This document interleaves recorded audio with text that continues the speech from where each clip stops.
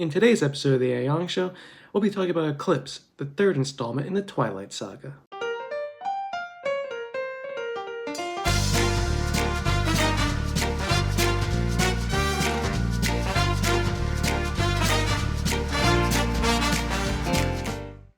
Hello everybody, this is Zach and welcome back to the Aeong Show. Today is Tuesday, October 7th, and that means it is Twilight Tuesday. Yes, that is right. We are talking about Twilight today, and we're talking about Twilight Eclipse, the third book and third movie in the Twilight Saga. And while last week when we talked about New Moon, we were talking about my favorite in the Twilight Saga, today we're talking about Eclipse, which is actually my least favorite in the Twilight Saga. Yeah, it's kind of just like this big mess of drama, which for the most part I enjoy. I not the drama, but like the book itself. I do enjoy the book. It's just the drama part with, Edward, Bella, and Jacob, which, not too big a fan of. Yeah, the whole Team Edward, Team Jacob stuff, which really isn't it's pushed, and like that's the whole purpose of the book is about a love triangle. Like all the summaries, the synopsis of it, like the movie all pushes it like into this love triangle. When there really isn't a love triangle, it's kind of just like Bella's like, "Hey Jacob, I want to be your best friend," and Jacob's like, "No, I love you and I want to marry you and be with me forever," and she's like, "Oh, but I love Edward and I want to be with him forever as a vampire," and he's like, "Don't do that. Be a human. If you become a vampire, you're like dead to me, really." And it's like, whoa, okay, man, relax. I mean, yeah, this book is not Jacob in his finest hour. New Moon is great Jacob. Like, I think he's great for pretty much the entire book. I mean, he says like some snide comments here and there, but like for the most part, great in New Moon up until the Cullens come back. Then he becomes evil Jacob, which he's pretty much throughout the entire version of this book. Like there's like moments where he's like good normal Jacob, but like a lot of it is just him being annoyingly evil.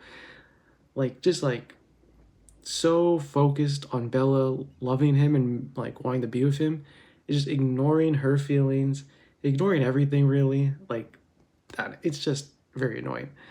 Like, I mean, we'll just get into the whole book and just talk about some stuff. So I mean, the book again starts off, Edward's back. Charlie hates him because of everything that happened in New Moon, but he still lets them like hang out and all that. Because Bella is 18. She's like, "Hey, if you don't let me hang out with Edward, I'm just gonna leave because like I'm an adult now, so I can kind of like do that." So yeah, but then Charlie's like, "Hey, why don't you go hang out with the rest of your friends, like Jacob?" Because Charlie loves Jacob because of course he is best friends with like Billy Black, so of course he wants Bella with Jacob because he hates Edward and likes Jacob. So eventually, like, Bella and Jacob do hang out again, but Jacob, of course, has to ruin it by again being like, "Hey, I love you. Did you know I love you, Bella? Did you know?" Even though, like, it's very obvious for, like, ever. And of course, she's like, "But I just want to be your best friend. I don't really want to, like, But of course, Bella, even with this, still just, like, lets him do stuff like hold her hand, lean against her, like, do, like, sort of, like, romantic-y things. Which, again, not saying that that's like romantic in all senses. If like two friends are doing that, if like two friends are holding hands, it can just be nothing and stuff like that. But when one friend is obviously in love with you, it kind of changes the meaning of all those interactions. And Bella's just like, "Oh, I guess if he's fine with it, and it's like, oh God, Bella, you need to put your foot down with Jacob. Just be like, nope, stop, arm out. And she never really did that. And of course, that then allowed him to kiss her without her permission, which she then tried to punch him afterwards, good option. But of course, he is a mystical beast who is pretty much like, she tries to punch him, breaks her hand, or at least sprains it. And of course, they go back to the house, and Edward's pissed off, like, "Hey, don't you dare kiss her unless she asks you to kiss her." And because, of course, he can read the minds and all that. But yeah, and Charlie's just kind of like, "Oh, good for you, Jacob." And it's like, "Charlie, that's your daughter who just got kissed against her will, then punched the guy and broke her hand, and you're like fine with it." Charlie was kind of annoying in this book as well. He did like apologize for it like later on, but like I mean at that point, the damage is kind of done by like, you know, being fine with it when you're told. You should have been like immediately pissed at Jacob, but he wasn't, because of course he just hates Edward that much that he's like fine with whatever Jacob does. Charlie. But yeah, I mean, the most annoying part, I think. I mean, I think the inappropriate like kiss is really annoying, but I think the worst part is when Jacob, you know, okay, all the drama with the newborn armies happening, they're finally gonna have their big battle, and Jacob's like he finds out that Bella and Edward are engaged now. They're gonna get married because, you know, they'll get married, so Bella can like sleep with Edward, and then they'll turn her into a vampire. All this stuff, of course, that's all in Breaking Dawn, which is more drama, but not really romantic drama. But yeah, a lot more drama in that book. But yeah, so he finds that out, and then instead of being like, "Dang, guess it's done. I guess I'm not gonna be able to be with Bella anymore," then he's like, "You know, what if I just like go fight this battle right now and like don't really care what happens to me?" You know, pretty much implying that he's gonna get himself like ended during this battle, because, you know, he doesn't care what happens now because he can't be with Bella. And of course Bella's like, "No, Jacob, don't do that.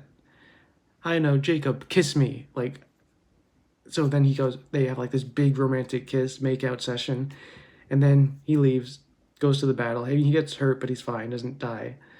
And of course, like, I'm just like, Bella, like, ugh. Jacob is like the most manipulative person in this book. Like, just so manipulative of Bella's emotions. Which again, Bella is dumb because she does let.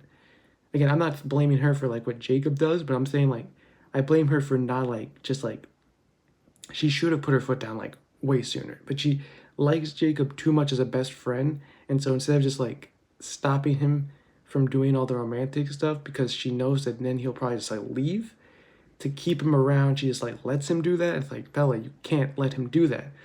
Like, come on. And yeah, so that was the frustrating part. It's like, because she knows, because like she does love Jacob. She just doesn't love him romantically, like a boyfriend or a husband. She loves him as like a brother, as a best friend. And like she has some, like, I would say, you know, of course, attraction to Jacob, but it's never more than the other feeling. But Jacob doesn't want that. And so she wants to keep him around always because, like, you know, she loves him as a friend. But Jacob doesn't want just that. And so it's just like this constant of like, you two are so stupid the entire time. And Edward's like way too nice about it because, of course, Edward doesn't want to do anything to hurt Bella. So he's not going to like go break Jacob. And also that would cause like a big war between the werewolves and the Cullens. So don't want to do that either. But yeah, Edward was too nice, I think, to Jacob, mostly because I think of the treaty. I think if the treaty didn't exist, yeah, he probably would have done something about it. And but also because he knew that was another thing. It's like Edward knew what would hurt Bella. Jacob didn't really care what would hurt Bella. He just wanted to like win. Like that was his whole thing. Like he treated it like he even fed this to like Edward, kind of like how it's like a game. Like, oh, you're sneaky. You used that move on me. It's like, well, no, he just like Edward just unconditionally loved Bella. Like, sure, he did a stupid thing in New Moon, but he did it for kind of the right reasons, because he wanted her to live like a human, because he thought that was best. But obviously, they both were way too into each other, and that could never happen. So he had to come back. But like, Jacob would probably never do that, just because I think he did care about Bella, but he cared more about having her than her own happiness in a way. I don't know. That's what I think. But yeah, I thought a lot of the book is just like me not liking Jacob, which, I mean, that'll lead into more when I talk about Breaking Dawn as well, since Breaking Dawn has a whole section of Jacob. But yeah, we'll get into that next week. For now, I mean, there is like, again, the Victoria stuff I thought was great in the books. It's very like sneaky and mysterious around everything that's going on. I feel like that was like the part that I just loved about the book the most. Again, like all this stuff like the werewolves and the Cullens and the Volturi and Victoria and her not undead, newborn army. Like all that stuff was really good in the books. I think all the like the characters and stuff like that is great. It's just the whole love triangle was the worst part of the book and the movie. Just because again, it's never really a love triangle. Like there's never really a chance that Jacob can win. Like that's the whole thing, is that there is no chance. Like there's no Team Edward, Team Jacob. It's Edward and Bella, and then Jacob's over here just like, hey, can I get in there? And it's like, no, I'm sorry, not you, Jacob. But yeah, like there's no real love triangle. It's because there's never that chance. There's never that moment where you think, oh wait, she might actually pick Jacob. Even when they're making out on the mountain, that was only just so he wouldn't like go like run it down into the middle of like a horde of vampires. So it's like, yeah.